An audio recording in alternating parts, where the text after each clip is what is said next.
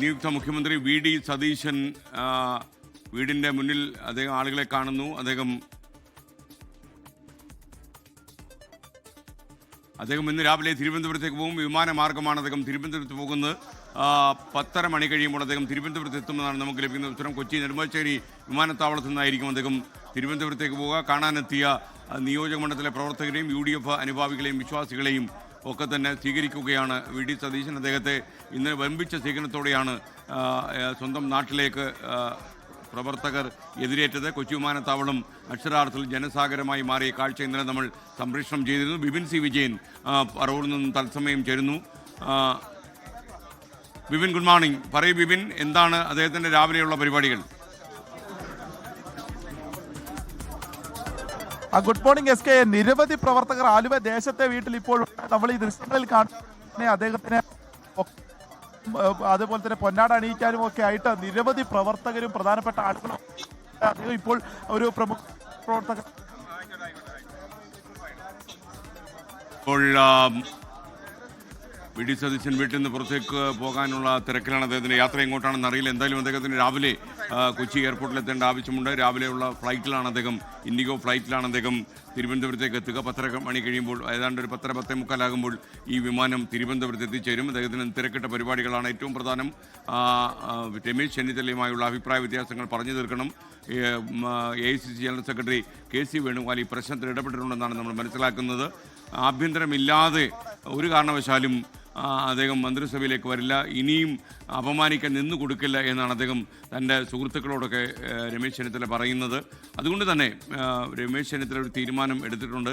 അദ്ദേഹത്തിന് മാന്യമായ അവസരമില്ലെങ്കിൽ മന്ത്രിസഭയിൽ നിന്ന് മാറി നിൽക്കാമെന്നാണ് അതിൻ്റെ സൂചന. ഇപ്പോൾ വി ഡി സതീശനുമായി അടുത്ത വൃത്തങ്ങൾ പറയുന്നത് ഒരു കോംപ്രമൈസ് ഫോർമുല എന്ന നിലയിൽ ആഭ്യന്തരമന്ത്രി സ്ഥാനം വേണമെങ്കിൽ രമേശ് ചെന്നിത്തലയ്ക്ക് കൊടുക്കാം. അതിനെക്കുറിച്ച് പോലും അദ്ദേഹം ആലോചിക്കുന്നുണ്ട്. കാരണം ഒരു നിയമസഭാംഗമായിട്ട് ഒതുങ്ങി കൂടാൻ രമേശ് ചെന്നിത്തല ശ്രമിക്കുകയാണെങ്കിൽ അത് ഗുരുതരമായ പ്രശ്നമുണ്ടാക്കും. ഇപ്പോൾ ടിനി ടോമിൻ്റെ ഒരു പ്രതികരണം കാണാം. പ്രവർത്തിച്ചിട്ടുള്ള യൂണിവേഴ്സിറ്റി യൂത്ത് ഫെസ്റ്റിവൽ മുതൽ അപ്പോൾ അതിൽ സന്തോഷമുണ്ട്. അപ്പോൾ ഒരു ആശംസ അർപ്പിക്കാൻ എത്തിയാണ്.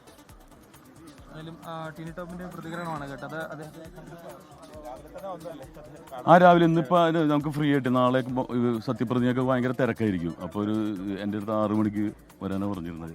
അപ്പോൾ അങ്ങനെ കണ്ടിട്ട് വളരെ സന്തോഷമുണ്ട്. കാരണം നമുക്ക് ആക്സസ് ഉള്ള ഒരു മുഖ്യമന്ത്രി ഉണ്ടാവുക എന്നുള്ളത് വളരെ സന്തോഷമാണ്. അപ്പോൾ ഒരു രക്ഷകൻ വന്നെന്ന് തന്നെ പറയാൻ പറ്റും. അപ്പോൾ അത് വളരെ സന്തോഷമുണ്ട്. നമസ്കാരം. ടിനി ടോം ഇവരൊക്കെ തന്നെ അദ്ദേഹത്തിൻ്റെ വീട്ടിലെത്തി അദ്ദേഹത്തിന് ഷാൾ അണിയിക്കുകയും ആഹ്ലാദം പങ്കുവയ്ക്കുകയും ഒക്കെ ചെയ്തിട്ടുണ്ട്. നല്ല തിരക്കാണ് ഇപ്പോൾ എന്നാണ് ഞാൻ മനസ്സിലാക്കുന്നത്. എന്തായാലും എല്ലാവരോടും വളരെ ലാളിത്യത്തോടെ പെരുമാറാൻ വി ഡി സതീശൻ ശ്രമിക്കുന്നുണ്ട്. അതൊക്കെ ഒരു സന്തോഷമുള്ളൊരു കാര്യം തന്നെയാണ്. ബിപിൻ സി വിജയൻ കൂടി നമുക്കൊപ്പം ചേരുന്നു അദ്ദേഹത്തിൻ്റെ വസതിക്ക് മുന്നിൽ നിന്ന്. പറയൂ ബിപിൻ.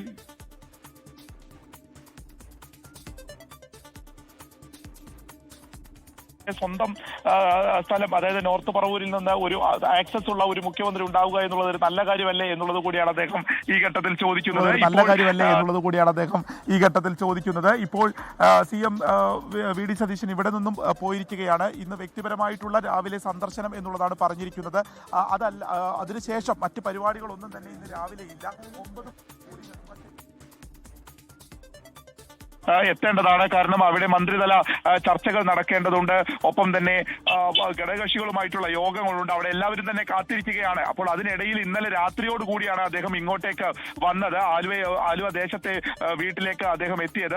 അപ്പോൾ വയലാർ രവിയെ കാണുക എന്നുള്ളതായിരുന്നു പ്രധാന ഉദ്ദേശം എന്നുള്ളതാണ് അദ്ദേഹം പറഞ്ഞത്. ഇന്നലെ രാത്രി തന്നെ വയലാർ രവിയെ കാണുകയും സന്ദർശിക്കുകയും ഒരുപാട് സമയം അവിടെ ചെലവഴിക്കുകയും ചെയ്തു. അതിനുശേഷം PT തോമസിന്റെ വീട്ടിലേക്ക് പോകുന്നു, ഉമാ തോമസിനെ കാണുന്നു. പിന്നീട് നെട്ടൂരിലെ അദ്ദേഹത്തിന്റെ സഹോദരന്റെ വീട്ടിലേക്ക് പോയി കുടുംബാംഗങ്ങളുമായി സംസാരിക്കുകയും അവിടെ സമയം ചെലവിട്ട ശേഷമാണ് പിന്നീട് അദ്ദേഹം ഈ വീട്ടിലേക്ക് എത്തിയത്. പിന്നീട് ക്ഷേത്ര ദർശനമൊക്കെ ഉണ്ടാകുമെന്ന് പറഞ്ഞു. പക്ഷേ ഇപ്പോൾ അതിനുള്ളൊരു സമയമില്ല. കാരണം ഇന്ന് രാവിലെ തന്നെ തിരിച്ചു പോകാനുള്ളത് കൊണ്ട് മറ്റ് സന്ദർശനങ്ങളൊന്നും തന്നെ ഇന്ന് രാവിലെ ഉണ്ടായിരിക്കുകയില്ല.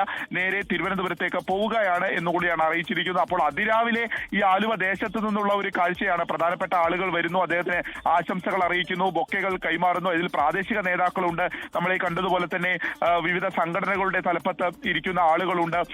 UDF-ന് വേണ്ടി സംസാരിച്ച A സുരേഷ് ഉൾപ്പെടെ ഉള്ളവർ ഉണ്ട്. അവരെല്ലാം തന്നെ വരികയും കാണുകയും സംസാരിക്കുകയും ഒക്കെ ചെയ്തിട്ടുണ്ട്. ഏകദേശം ഒരു 9 മണിയോടുകൂടി അദ്ദേഹം തിരുവനന്തപുരത്തേക്ക് പോവുകയും ചെയ്യും. വിപിൻ സി വിജയനാണ് വിവരങ്ങൾ നൽകിയത്. പറവൂരിലെ വീട്ടിൽ നിന്നാണ് നമുക്കൊപ്പം വിപിൻ സി ചേർന്നത്.